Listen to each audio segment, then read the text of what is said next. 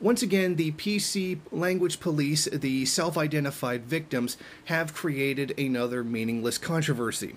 Now, the book To Kill a Mockingbird is a great literary classic that describes racism.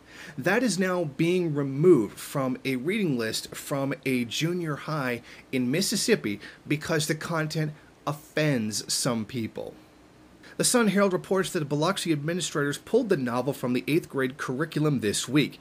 School Board Vice President Kenny Holloway says the district received complaints that some of the book's language makes people uncomfortable. Published in 1960, the Pulitzer Prize-winning novel by Harper Lee deals with racial inequality in a small Alabama town. The district's Vice President Kenny Holloway told the Sun-Herald there were complaints about it. There is some language in the book that makes people uncomfortable. We can teach the same lesson with other books. It's still in our library, but they're going to use another book in the 8th grade course. The irony of this should be palpable to anyone who's paying attention. In the desire to express how racist the 1960s was, you can't use the kind of language that would convey that because it would offend people.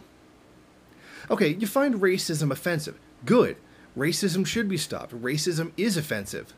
But now they're complaining about it being described to children so that they would know that this is part of history, that this is what happens. The language that would be necessary to convey how bad racism is now too offensive to be used. I mean, can we just sit there and just look at the irony of this? I mean, it's absolutely ridiculous. You can't say these words because they're racist and context doesn't matter.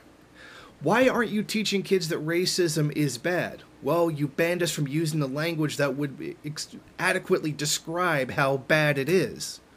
I mean, it's completely nuts. I mean, this is more of the I'm offended by everything, so therefore everything is wrong. You know, when you're describing something that's bad and you get offended by it, good, because outrage at injustice should be promoted.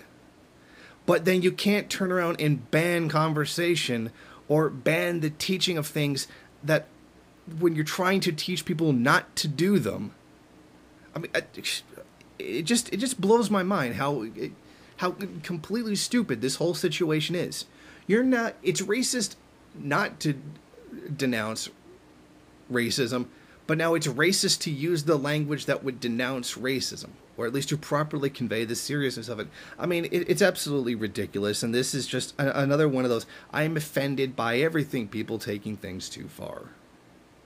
Thank you for watching. If you like this program, then please head over to my Patreon page and set up a monthly donation.